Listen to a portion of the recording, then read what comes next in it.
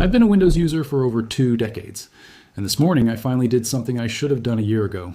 I deleted Windows 11. Not disabled it, not dual booted around it, deleted it. And the Linux distribution I replaced it with has been running so smoothly for the past 3 months that I genuinely feel stupid for waiting this long.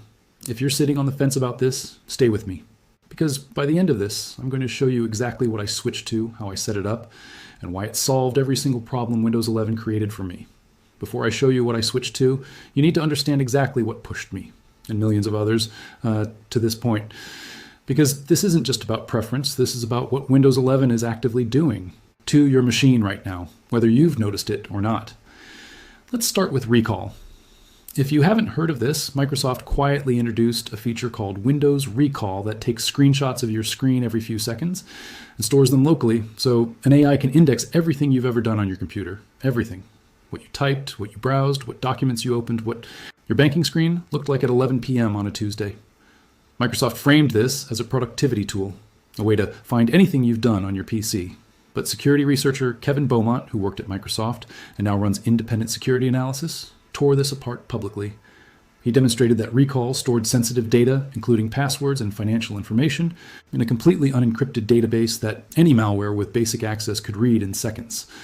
Think about that for a second. Microsoft built a surveillance tool into your operating system, stored everything it collected insecurely, and called it a feature. That's not the only thing running in the background.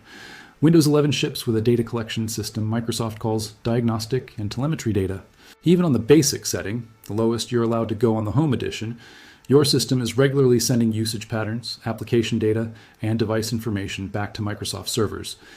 Independent researchers at the University of Edinburgh analyzed Windows 11 network traffic in 2022 and found consistent outbound connections to Microsoft. Endpoints even after users believed they had disabled telemetry. You don't get a full off switch, you get the illusion of one. Then there's the advertising integration baked directly into the start menu. Promoted apps, suggested content, a unique advertising ID assigned to your device that third-party developers can use to track your behavior across applications. According to the Electronic Frontier Foundation, this kind of persistent device-level identifier is one of the most invasive tracking mechanisms in consumer software, and it ships enabled by default on every Windows 11 installation. If you're on Windows 11 right now, that ID exists on your machine. You probably never agreed to it. It was just there when you turned the computer on.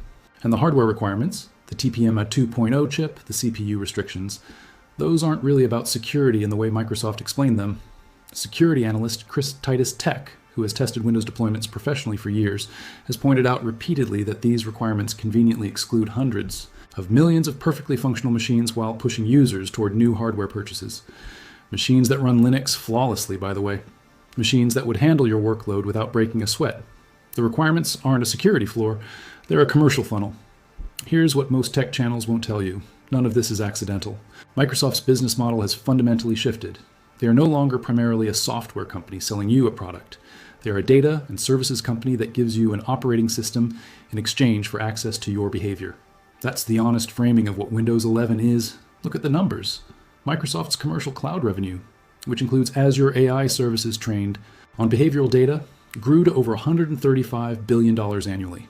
Their advertising business, powered by Bing and the Microsoft Advertising Network, relies on that device-level tracking we just talked about.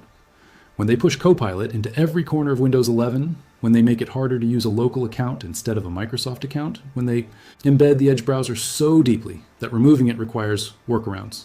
These aren't UX decisions, they're data pipeline decisions.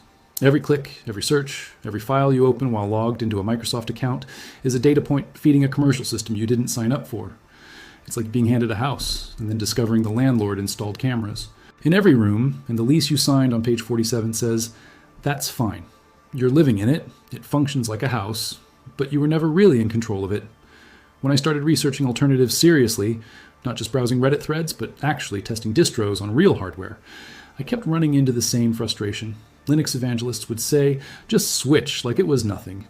And then you'd install something and spend 3 days fighting with Wi-Fi drivers or trying to figure out why your printer didn't exist anymore. I understood why people gave up. I almost gave up. And then I found the setup that actually works. Okay, so here's where I tell you what actually works. And I want to be specific because just use Linux is the most useless advice on the internet. The distribution I switched to is Linux Mint, specifically the Cinnamon edition. I want to explain why this one, and not the dozens of others you've probably seen recommended. Linux Mint is built on Ubuntu, which means it inherits one of the largest driver and software support ecosystems in the Linux world. But unlike Ubuntu, Mint doesn't push snap packages on you.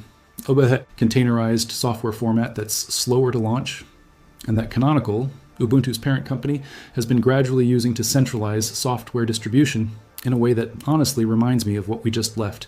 Mint uses traditional package management. It's faster, more transparent, and you stay in control. The Cinnamon desktop is the reason I specifically recommend this edition for Windows switchers. If you've used Windows for years, Cinnamon will feel immediately familiar. Taskbar at the bottom, system tray in the corner, start menu style application launcher. There's no steep relearning curve. I sat down on day one and found everything within 5 minutes. My mother, who is not a technical person, used my Mint machine for an afternoon and didn't once ask where something was. That's the experience we're talking about. Here's how the installation actually goes.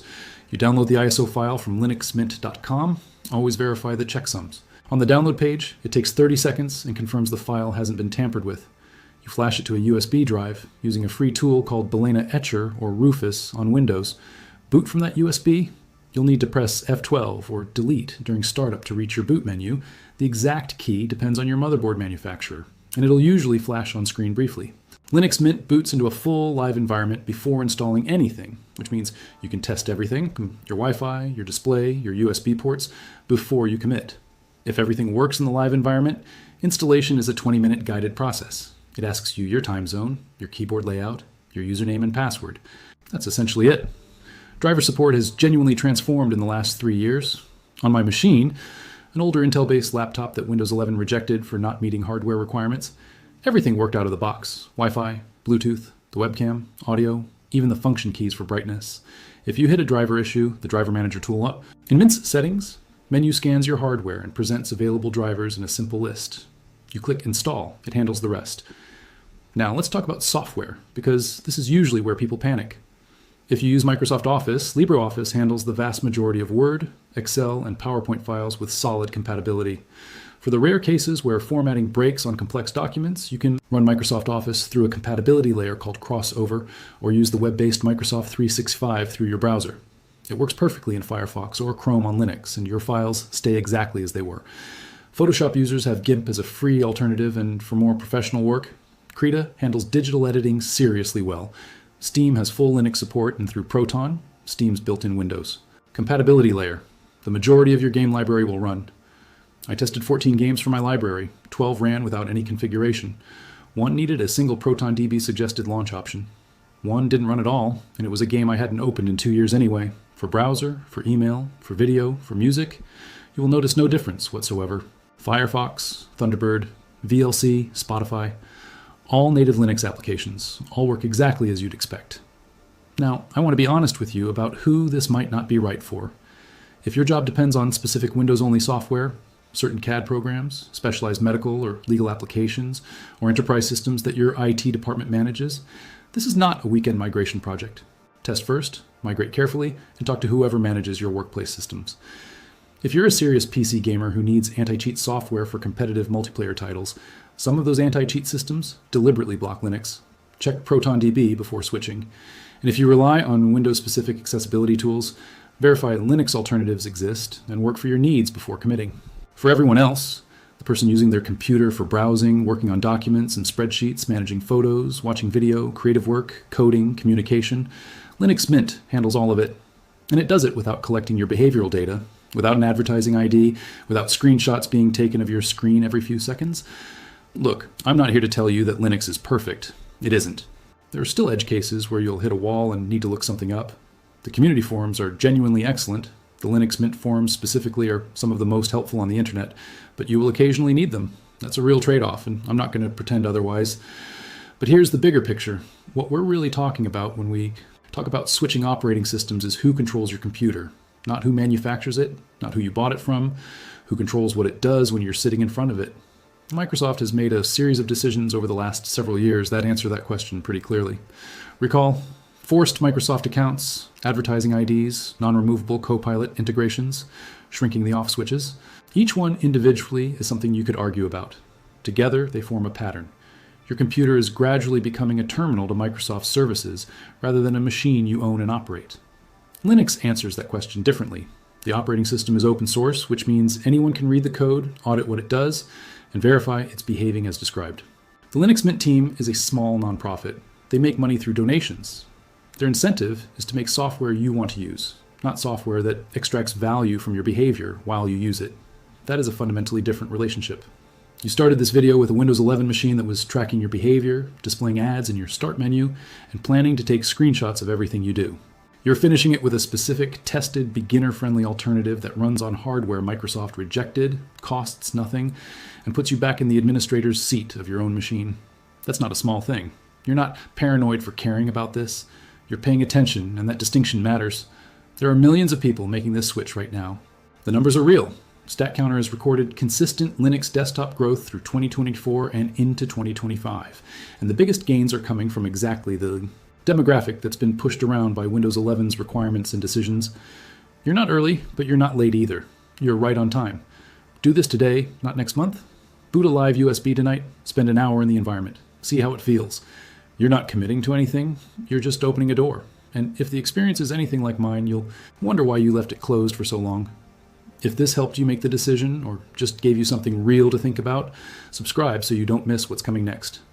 I'm going deep on setting up Linux Mint for specific use cases, creative professionals, developers, people migrating from gaming setups, and I'm covering it the moment I've tested it properly, not when it's already old news.